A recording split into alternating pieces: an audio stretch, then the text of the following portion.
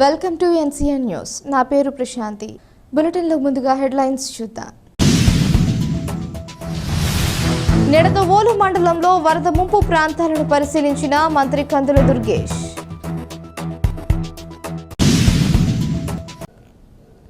అల్పపీడన ప్రభావం వలన గత 2-3 రోజులుగా కురుస్తున్న భారీ వర్షాల కారణంగా నిడదవోలు మండలంలోని ముంపుకు గురైన కంసాలిపాలెం, సింగవరం, రావిమెట్ల పంట పొలాలను పరిశీలించి రైతులకు ధైర్యం చెప్పడం జరిగిందని రాష్ట్ర పర్యాటక, సాంస్కృతిక మరియు సినిమాటోగ్రఫీ శాఖ మంత్రి కందుల దుర్గేష్ అన్నారు.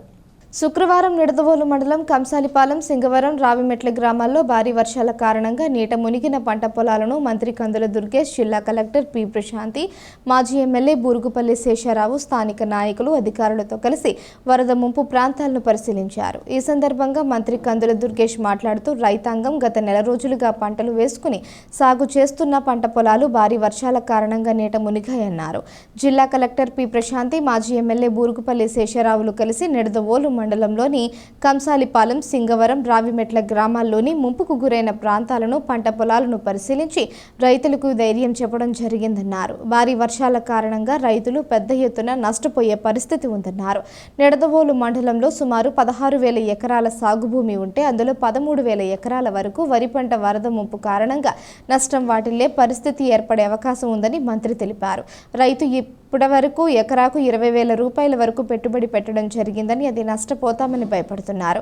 ముంపు ప్రాంతాల్లోని పంట పొలాలను గుర్తించామని, ఈ అంశం జిల్లా కలెక్టర్తో మాట్లాడడం జరిగిందన్నారు.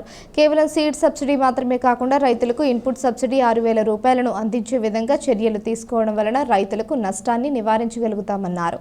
ప్రకృతి విపత్తులు, వరదలు, భారీ వర్షాల కారణంగా ఈ ప్రాంతం ముంపుకు గురి కాకుండా శాశ్వత పరిష్కారం దిశగా ఆధునికీకరణ పనులను చేపట్టే దిశగా ప్రత్యేక చర్యలు తీసుకుంటామన్నారు. ఈ కార్యక్రమంలో జిల్లా collector P. Prashanti, SP D. Narasimhakishore, మాజీ MLA Burugupalli Sesharao, sub collector Srivatsav, ప్రజాప్రతినిధులు, అధికారులు తదితరులు పాల్గొన్నారు.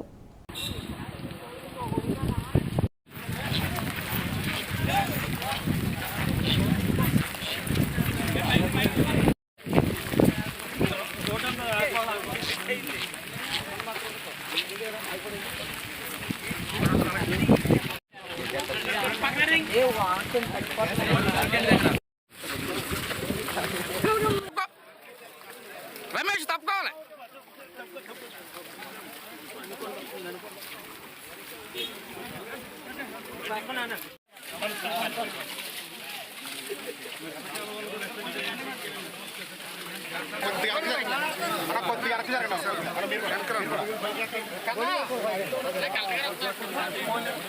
అన్న ఒకసారి మురిగిపోయిందండి. అన్ని మంది అట్లా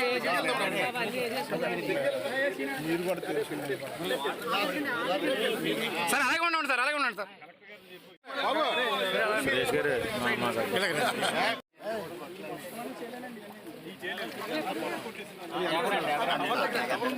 ఎలా చూడ ముసుగుది నెత్తి మీద ఇది చూడు. అన్ని మంది అట్లా మీరు కూడా సార్ అలాగే ఉండండి సార్ సార్ ఎవరికి రండి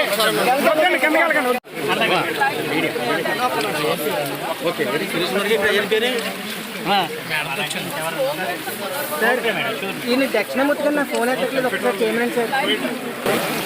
ఇక్కడ చూస్తుంటే చాలా ప్రమాదకరంగా నీళ్లు రావడం మాత్రమే కాకుండా ఏవైతే ఇప్పుడిప్పుడే ఒక నెల రోజులుగా పంటలు వేసుకుని సాగు చేసుకుంటున్న రైతులు కూడా పెద్ద ఎత్తున నష్టపోయేటువంటి పరిస్థితి ఏర్పడుతూ ఉంది.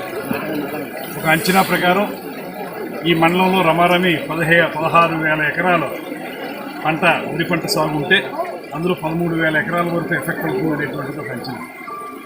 ఈ సందర్భంగా రైతు ఇప్పుడిప్పుడే పెట్టుబడులు పెట్టుకుని ఒక 20,000 దాకా ఎకరానికి పెట్టుబడి పెట్టి ఇప్పుడు అదంతా నీట మునిగిపోయిన సందర్భంలో బాధపడుతున్నాడు.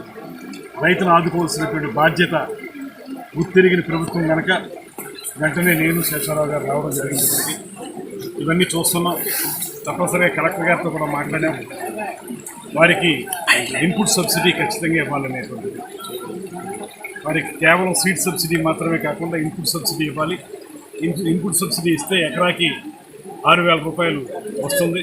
కనీసం రైతు తన పెట్టుబడిలో కొంత భాగమైనా సరే వచ్చేదానికి అవకాశం ఉంటుంది కనుక మనం ఈ సమయంలో ఆదుకోవాలి రైతులు అనేటువంటి మాటలు కలెక్టర్ గారు చెప్పడం జరిగింది.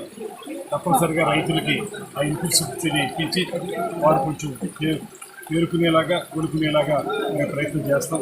దాంతోపాటు దీనికి ఈ మోడర్నైజేషన్ స్కీమ్ అనేటువంటిది ఏదైతే ఉందో దాని మీద ప్రత్యేకమైన శ్రద్ధ పెట్టాల్సినటువంటి అవసరం కనుక ఒక శాశ్వత పరిష్కారం ఇవ్వకపోతే ప్రతి సీజన్లోనూ ఈ రకంగానే వస్తుంది.